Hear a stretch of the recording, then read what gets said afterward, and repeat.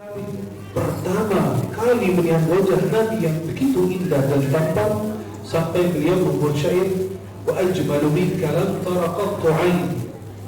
Mata saya tidak pernah melihat orang yang lebih elok, lebih tampan, lebih rupawan dari engkau ya Rasulullah. Wa atyabu minka lam talid nisa'u. Tidak ada seorang wanita pun di muka bumi bisa melahirkan sosok seperti dirimu. Nabi itu dikatakan engkau lahir sempurna, tidak ada celah, tidak ada aibnya, sebagaimana seolah-olah engkau lahir sebagaimana engkau kehendaki, seolah-olah engkau lahir sebagaimana engkau inginkan. Coba kayak Nabi ingin diciptakan dengan sempurna dan demikian.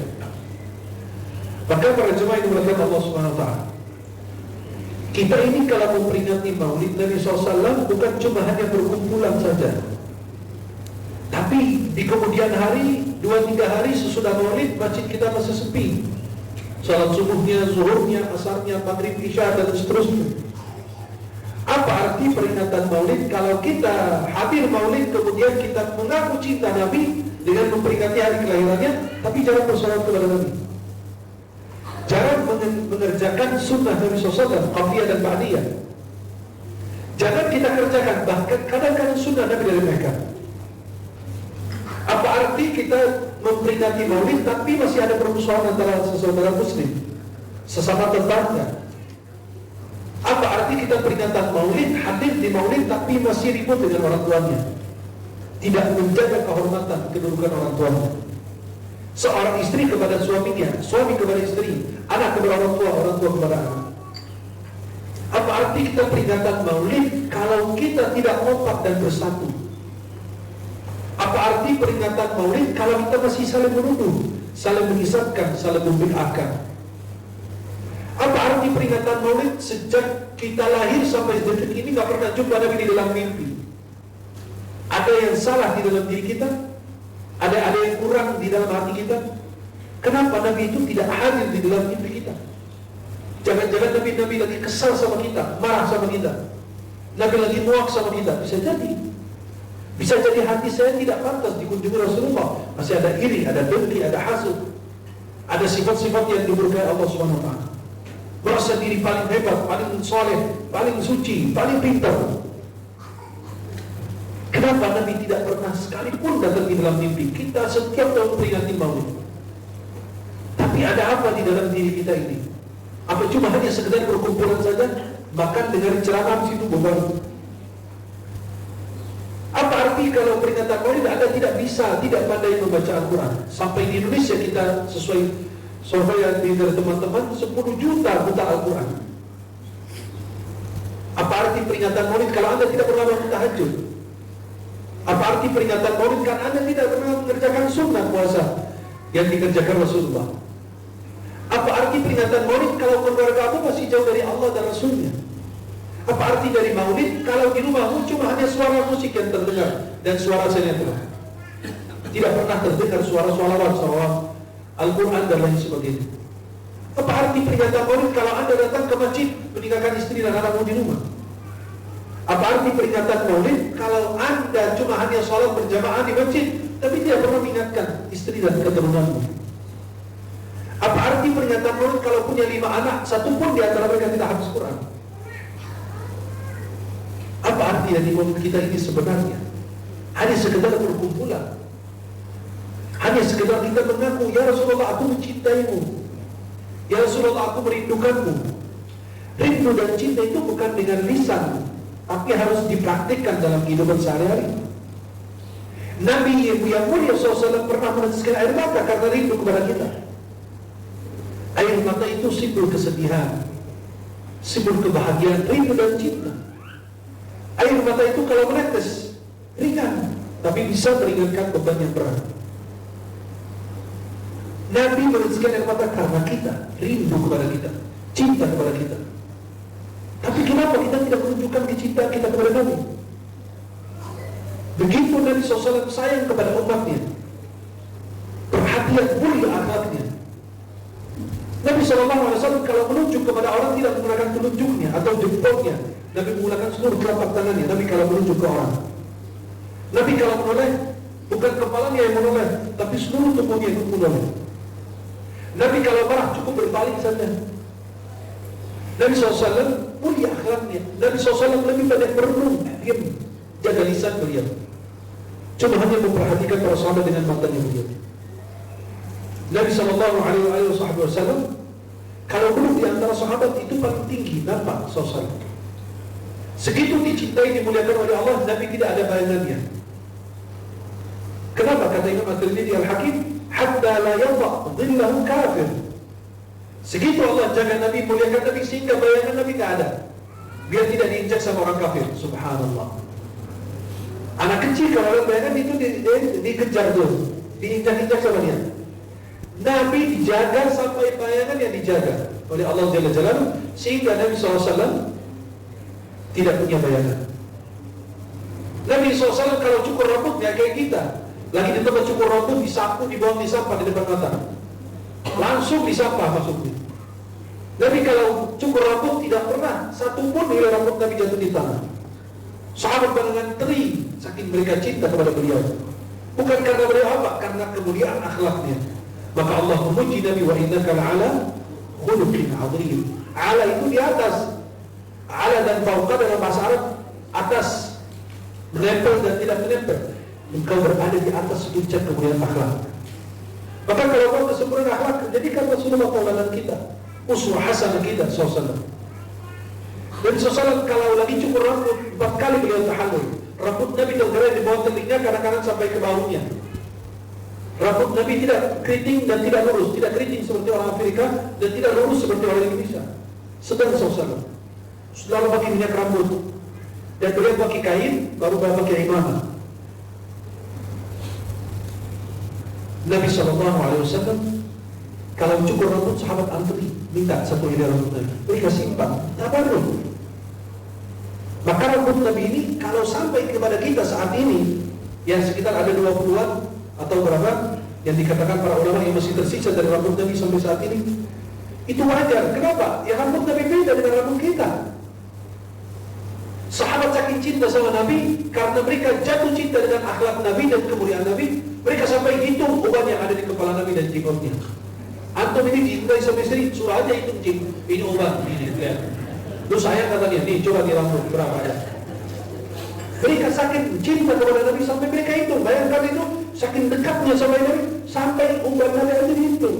Tidak lebih, kata sahabat, tidak lebih dari 20 mili uban yang ada di kepala jenggot Nabi di sini dan di sini, di bawah bibirnya. Sallallahu alaihi wasallam. Segitu mereka cinta.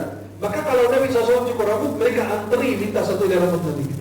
Sampai Anas bin Malik, Khalid bin Walid, kenapa dia disebut Saifullah, pedangnya Allah? Tidak pernah dikalahkan. Khalid bin Walid itu tidak bisa dibunuh di peperangan. Pedangnya Allah. Beliau meninggal di kasurnya, tapi beliau sedih. Kenapa aku nggak mati di peperangan? Tapi tidak ada yang bisa mematahkan pedangnya Allah. Beliau itu kenapa menang? Karena di dalam imamahnya beliau pada saat perang ada satu helai rambut Nabi. Maka Allah berikan pertolongan. Anas bin Malik saking cinta dengan Nabi, rambut Nabi, nih satu helai rambut Nabi, pada saat beliau mau wafat, kata beliau, masukkan di mulut saya.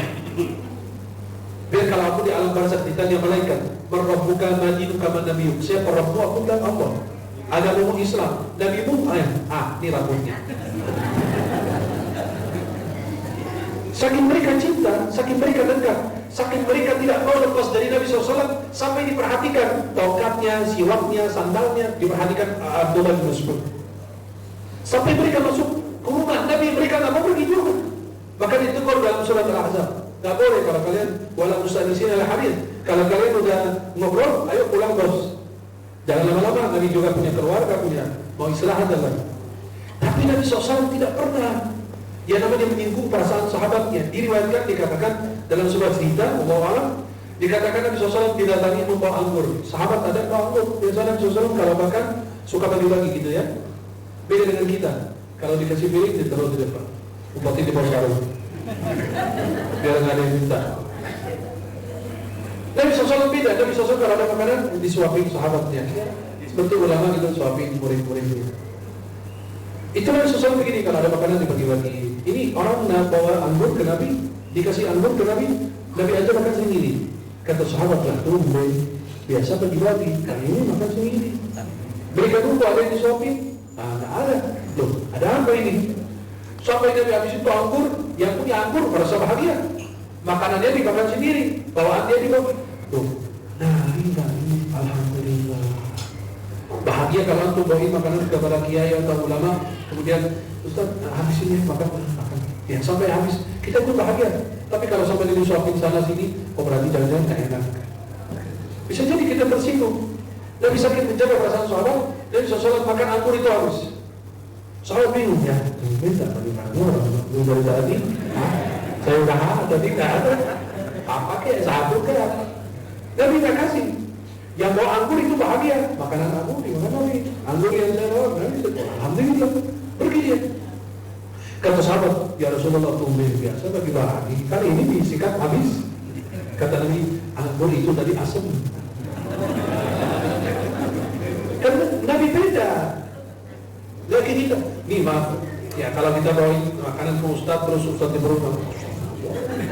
Sini makan bagi murid-muridnya bagi-bagi. Kenapa? Biar kebagian asam bersama. Ya kalau senang bersama, menderita bersama gitu kan. Berjamaah, pahalanya besar 27. Jadi kata Nabi, anggur tadi asam. Kalau Anda kasih ke kalian, kalau pas untuk begini, gak enak. Jadi menyinggung perasaan dia. Padahal dia kan gak ada di dalamnya. Dia cuma membawakan doa. Begitu Nabi SAW memperhatikan. Nabi SAW lagi duduk, ada sahabat ngintip. Nabi SAW itu namanya ada punya khatam nubuwah, cap kenabian. Tahu cap kenabian, stempel gitu. Ada di sini belakang. Itu kayak tahu telur burung merpati. Burung merpati sebesar telur gitu. Daging atau daging, terus ada burungnya sedikit. Itu stempel, disebut stempel kenabian bahwa ini Nabi. Ada sahabat penasaran, mau lihat stempel itu kayak gimana sih? Penasaran aja. Nabi lagi duduk, dia ngintip, lagi berdiri dia ngintip. Akhirnya Nabi SAW lihat dia, oh ini penasaran nih manusia ini. Sini, dibukain bajunya, sini lihat. Kamu lihat belakang. Dikasih Nabi SAW. Kalau kita lagi ngintip, Ustaz dia lagi duduk, ngapain lu? Sama saudara, sama teman juga gitu. Tiba-tiba ada orang kita lagi maaf. Ya apalagi zaman sekarang lagi main HP, yang sebelahnya ngintip terus. Biasa kepo gitu penasaran. Ada apa gitu yang ngobrol sama janda tetangga apa? Nah itu Nabi SAW tidak bilang apa, ngapain lu ngintip? Udah sopan kamu, Rasulullah ngintip begitu. Enggak. Nabi jaga perasaannya. Sini kamu lihat apa ini? Nah, dibukain bajunya, silakan. Sampai Nabi SAW lagi salah satu peperangan meluruskan saf pasukannya. Akhirnya salah satu sahabat yang terduduk dengan Nabi SAW, ya di perutnya kayak ini, kayak ada jemaah lagi merapatkan saf, kemudian ada yang maju dikit didorong, dipukul atau didorong dengan tangan ini, dimundur dikit, rapiin saf kamu gimana sih kamu maju? Suatu hari Nabi bilang, siapa yang pernah aku zalimi silahkan kisos sama saya sekarang, balas dendam, ayo sini maju. Kata sahabat ini, aku ya Rasulullah. Nah, sahabat bingung, apa aja? Masa mau balas dendam sama Nabi? Masa mau kisos sama Nabi? Masa mau di? Akhirnya kata dia, ya Rasulullah ingat waktu peperangan ini ketika Anda meluruskan saf, aku sakit, nggak dorong aku dengan apa? Kain atau apa? Aku sakit. Kata Nabi, ya udah balas dendam. Kata dia, aku dulu waktu pakai baju tipis, angkat bajumu. Nabi angkat baju. Akhirnya sahabat ini punya visi-visi yang berbeda, dipeluk Nabi SAW. Biar kulitnya bersentuhan dengan kulit Nabi. Kata Nabi, katanya mau balas dendam, kok main peluk saya?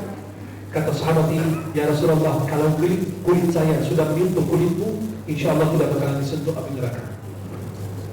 Segitu mereka jatuh cinta, sampai sahabat bilang, kami kalau lihat wajah Nabi itu segan, tidak berani memandang wajah Allah, tidak bisa memandang dia begitu, menatap wajah tidak susah. Dan kami tidak bosan memandang wajahnya, dan kami tidak merasa puas memandang wajahnya. Marra'ahu bagihatan hada. Pertama kali lihat Nabi itu segan, tidak berani.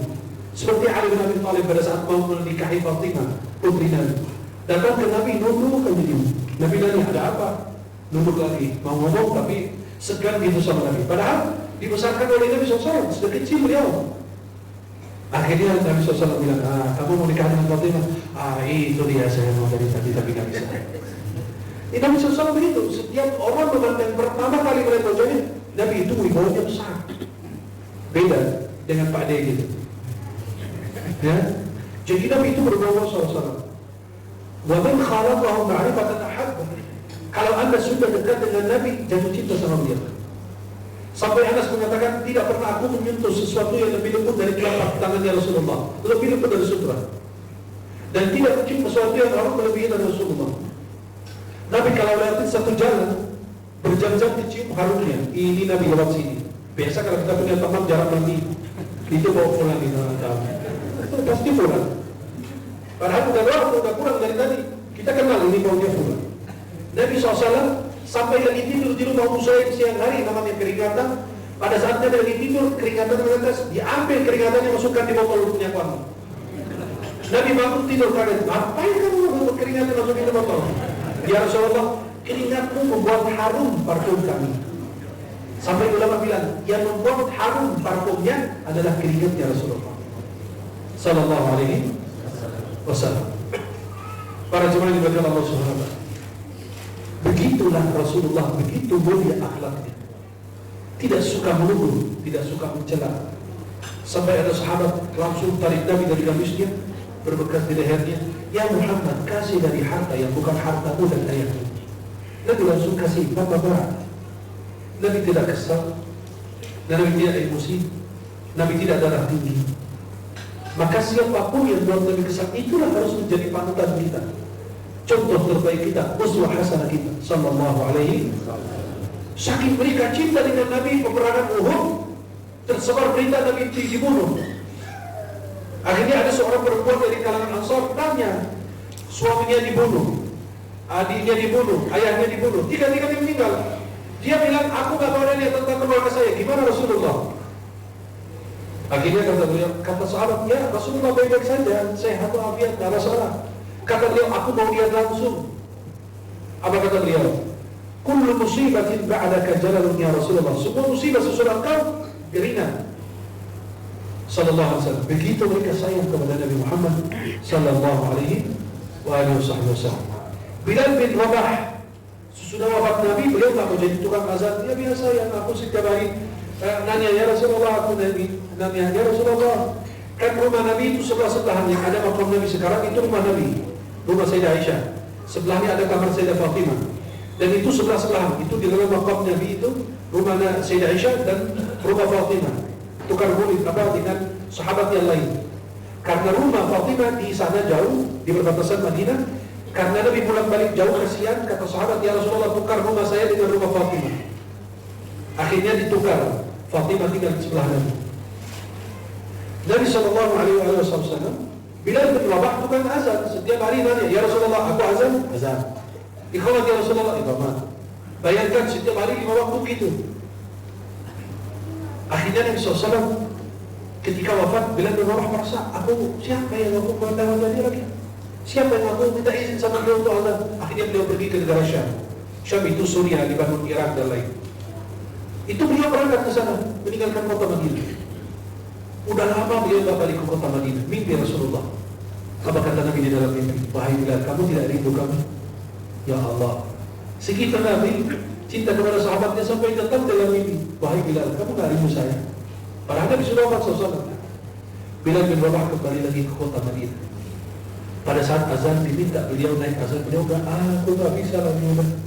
Dulu di zaman Nabi, sekarang tak bisa. Aku tak kuat.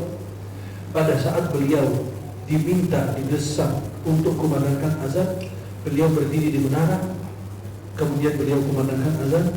Yang terjadi pada saat sahabat dengar suara Bilal yang sudah bertahun-tahun tidak terdengar, karena sering dengar azan itu, suara ini di masa Rasulullah. Pada saat mereka dengar kembali, mereka kira Rasulullah hidup lagi. Semua datang dari seluruh kota Madinah. Mereka berpikir Rasulullah hidup kembali. Sampai dikatakan pada saat mereka datang ke masjid, ternyata Nabi belum hidup lagi. Sampai dikatakan kota Madinah semua menangis seperti kayak Nabi baru diwafat di kubur. Sallallahu alaihi wasallam. Nabi tidak suka menyalah-nyalahkan sahabatnya, tidak suka mencela sahabatnya, menyalahkan mereka. Kalau kita lihat Nabi SAW, Begitu mulia akhlaknya, tidak suka menyalahkan orang. Coba yang terjadi ketika pasukan di perang Uhud, pasukan pemanah, Nabi bilang jangan tinggalin bukit ini, kalian di sini saja. Mau kita menang, mau kalah, jangan turun. Tetap mereka turun. Pada saat mereka orang kafir Quraisy kabur melarikan diri, akhirnya mereka terbawa dengan harta rampasan, mereka turun. Akhirnya mereka dikalahkan. Nabi SAW tidak menyalahkan mereka. Nabi marah ya, karena di situ dibunuh banyak sahabat, termasuk pamannya Hamzah bin Abdul Muttalib. Itu karena kelalaian mereka. Tapi tetap Rasulullah SAW tidak menyalahkan sahabat. Nabi mendoakan, mensupport mereka. Nabi itu tidak bukan tukang laknat. At-Tufail bin Amr ad-Dusi yang dari suku Daus, beliau mengatakan, ya Rasulullah, aku berdakwah umat saya, kaum saya, gak ada satu punya musuh Islam, sumpahin mereka, laknat mereka ya Rasulullah. Nabi langsung mengatakan menghadap kiblat, kata sahabat, habis suku Daus. Mereka kalau disumpahin Nabi, dilaknat Nabi, habis. Ya Nabi langsung diijabah oleh Allah. Nabi langsung mengangkat tangannya menghadap kiblat, kata sahabat, habis di suku Daus. Langsung Nabi ternyata berbeda. Nabi langsung berdoa, Allahumma hdi Dausan wa'ti bihim. Ya Allah, beri hidayah kepada suku Daus dan hadirkan mereka kepada saya. Ternyata terbukti mereka hadir. Di antara suku Daus itu Abu Hurairah, namanya Abdurrahman bin Sakhr ad-Dusi, nama aslinya dia, dipanggil Abu Hurairah. Nabi SAW tidak suka menyalahkan para sahabatnya, tidak mencela mereka, sebagaimana yang kita lakukan di antara sesama muslim, sesama tetangga, sesama saudara, suka melaknat, suka mencela. Nabi SAW tidak demikian. Kalau ada kesalahan, diperbaiki, bukan mengingkari kemungkaran dengan kemungkaran yang besar. Dalam Sahih Muslim dari Anas bin Malik, ada seorang Arabi, bayangkan, masuk ke dalam masjid, buang air kecil di masjid. Nabi lagi dulu, tiba-tiba buka baju, buang air kecil, kencing di masjid. Sahabat langsung, semua pada teriak, orang kencing di depan Nabi, di dalam masjid, tempat mereka ibadah. Kata Nabi SAW, la tuzlimu, udah biarin, jangan diganggu. Nanti kalian balik ke sana kemari, berepotan di mana-mana. Udah diem aja, biarkan dia selesai di situ. La tuzlimu wa hariqu ala bawlihi sajlan aw dhanuban min ma'. Jangan kalian ganggu, coba siram dengan ember air aja. Habis itu dipanggil, hei fulan, sini. Kan lembut SAW. Lemah lembut itu yang dimiliki sifat Rasulullah SAW. Fabima rahmatin min Allah linta lahu. Dengan rahmat karunia Allah, kau lemah lembut kepada mereka. Walau kunta fadlan ghalidhal qalbi lan faddu min hawlik. Kalau kau kasar, keras kepada mereka, mereka lari. Fa'fu anhum wastaghfir lahum wa shawirhum fil amr. Fa idza azamta fatawakkal 'ala Allah. Akhirnya Nabi SAW bagi hadis di sini. Ini masjid ini ruang ibadah, buat sholat, baca Quran, zikir. Bukan buat itu. Kamu buat dari situ di tempat ibadah. Akhirnya sahabat ini, orang Arabi ini, yang namanya orang Arabi, setiap hadis tentang orang Arabi pasti bermasalah. Yang orang tidurnya samping domba, kambing, dia tidak tahu ada ketika, dia tidak tahu. Akhirnya orang Arabi ini pas dengar dari Nabi SAW, yang tadilah sahabat kesal mau menghajar dia, Nabi tahan dan dia kasih nasihat yang lembut, udah dia terima. Pada saat dia mulai ke kendaraannya, dia bilang apa? Ya Allah, dalam hadis riwayat Sahih Muslim, ya Allah, rahmati aku dan Muhammad dan jangan yang lain. Loh, salah lagi dong. Tadi mau kencing, mau dihajar, aku tahan. Sekarang kalau dia kendaraan dia bilang, ya Allah, rahmati aku dan Muhammad. Artinya apa? Dia nyinggung sahabat, ngatain mereka. Ya Allah, biarkan aku dapat rahmat sama Muhammad, yang lain jangan. Yang samping-samping itu, yang tadi mau hajar saya. Loh, kata Nabi SAW, salah lagi kamu ini gimana sih? Kata Nabi SAW, kamu mau bersebut apa yang diberdoa oleh Allah, rahmat Allah, kamu jangan bagikan buat saya dan kamu. Rahmat Allah meliputi segala sesuatu. Dan itu banyak sekali cerita-cerita dan begitu kemudian akhlak Rasulullah Muhammad sallallahu alaihi wasallam. Para jemaah yang dimuliakan Allah Subhanahu wa taala. Pada saat perang atau Fathu Makkah tahun 8 Hijriah, ada seseorang musyrik yang bertemu dengan sahabat Nabi. Salah satu sahabat Nabi, dia bilang apa? Hei bos, hari ini al-yawma yawmul malhamah. Hari ini kita balas dendam, habis kalian semua. Yang namanya kesal bertahun-tahun di Makkah mereka dihina, dicaci maki, di apa? Pada saat Nabi masuk menaklukkan Makkah, Nabi berpuasa. berhak bisa melakukan apa aja, balas dendam juga bisa Pak. Akhirnya kata sahabat ini, hari ini hari pembalasan, tenang bos, habis kalian. Akhirnya orang musyrik ini kayak nggak percaya, masa Muhammad ngajarin sahabatnya begitu? Nggak mungkin. Dia datang ke Nabi, wahai Muhammad, kata sahabatmu, hari ini hari pembalasan, balas dendam. Kata Nabi, la, al-yawma yawmul marhamah, hari ini hari penuh kasih sayang. Maka Nabi SAW memaafkan penduduk Makkah. Ya tak dulu mungkin ada zalimin Ali. Nabi lagi sujud aja, isi perut kambing itu ditaruh di atas Rasulullah. Bayangkan isi perut kambing itu atau binatang hewan itu ditaruh di atas punggungnya Rasulullah lagi sholat. Bayangkan baunya gimana, bagaimana kotornya. Tapi Nabi SAW tidak balas dendam kepada mereka. Beda dengan Nabi Nuh, sumpahin kaumnya habis banjir. Nabi Nuh, Nabi ini semua kena, kecuali Nabi Muhammad SAW. Allahumma hdi qaumi fa innahum la ya'lamun. Ya Allah, berilah hidayah kepada kaumku, karena mereka tidak tahu apa yang menimpa mereka kalau aku sumpahin mereka.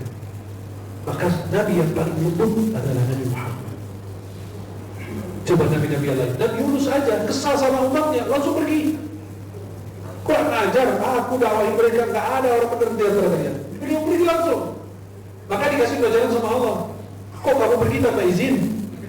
Ya, beliau kan begini, kesal langsung pergi. Naik kapal, udah jalan. Akhirnya dibilang apa? Kapal itu harus hampir tenggelam. Kata mereka apa? Ada yang harus dibuang. Mereka kocok, siapa yang keluar? Nama Nabi Yunus. Kata mereka, kelihatan wajahnya orang baik, jangan dibuang, dikocok lagi, dia lagi. Berarti ada urusan dari Allah. Akhirnya, maafin ya, akhirnya dilempar bilang. Kata Allah, wahai ikan, ya, hiu itu, aku kirim Yunus, kau jaga, bukan kau bakar. Maka buka mulut, Nabi Yunus masuk. Pada saat Nabi Yunus masuk, bayangkan di dalam kegelapan perut ikan, kegelapan laut, kegelapan malam hari, berdoa, la ilaha illa anta subhanaka inni kuntu minadh dhalimin. Pada saat berdoa begitu kata malaikat, ya Rabb, ini suara kami kenal, tapi kami tidak tahu di mana dia. Langsung dikeluarkan kembali oleh ikan tersebut sehingga Nabi dapat pelajaran Nabi Yunus. Kesal sama umatnya pergi. Wih, pusing saya ngurusin kalian. Tapi Nabi Muhammad dilempar, dicaci maki, tetap sabar. Dan bukan hanya sabar, tapi mendoakan. Sallallahu alaihi wasallam. Para jemaah yang diberkati Allah, kita jadikan momentum peringatan Maulid Nabi ini sebagai langkah kita mendekat ke Nabi, menambahkan kecintaan kita kepada Nabi, berbanyak sholawat kepada Nabi Muhammad Sallallahu alaihi wasallam. Mudah-mudahan kita senantiasa lebih dekat kepada Rasulullah, dan mudah-mudahan kita mendapatkan pandangan dan syafaat dari Rasulullah. Mudah-mudahan kita diakui sebagai umatnya. Mudah-mudahan kita dirindukan oleh beliau. Mudah-mudahan kita termasuk umatnya yang dirindukan oleh beliau. Mudah-mudahan kita mendapatkan syafaat Rasulullah. Mudah-mudahan kita mendapatkan pandangan dari Rasulullah. Mudah-mudahan kita diakui sebagai umatnya Rasulullah. Mudah-mudahan kita juga semua dicintai oleh Rasulullah. Mudah-mudahan kita yang benar-benar sangat mencintai Rasulullah. Ya Allah, kami menyaksikan Engkau dan para malaikat Engkau bahwa kami hadir di pagi hari ini untuk menunjukkan cinta kami kepada Rasulullah. Dan cinta yang Allah yang ingin kami praktikkan mulai dari hari ini, detik ini, saat ini, kami ingin lebih dekat kepada Rasulullah. Semoga kita semua diberkahi, dirahmati oleh Allah. Amin ya Rabbal. Mudah-mudahan yang saya sampaikan manfaat. Sebelum saya akhiri dengan doa kafaratul majlis, saya berharap jamaah boleh sambil duduk bergandengan tangan, pegang tangan yang sebelah kanan dan pegang tangan yang sebelah kiri. Ya. Sebelah kanan dan kiri pegang, sambil duduk saja. Silakan bergandengan tangan semuanya, jangan sampai salah pegang istri orang. Bismillah. Bismillah. Alhamdulillah. Alhamdulillah. Assalatu wassalamu ala Rasulillah. Wahai saudaraku, aku mencintaimu karena Allah, sebagaimana engkau mencintai aku karena Allah. Wahai saudaraku, jika engkau masuk surga, bawalah saya bersamamu. Dan jika aku masuk surga, saya tidak lupa denganmu. Aku mencintaimu karena Allah. Semoga Allah senantiasa mempertemukan kita di dunia dalam taat dan di akhirat di surga di Allah. Semoga Allah senantiasa menjaga ukhuwah kita, persaudaraan kita, persatuan kita, negeri kita, bangsa kita, iman Islam kita sampai akhir hayat kita. Walhamdulillah, sudah saling berjanji mengajak ke surga. Agar ikat janjinya, peluk yang sebelah kanan, peluk yang sebelah kiri. Hati-hati berpelukan istri orang. Silakan dipeluk yang kanan dan kiri.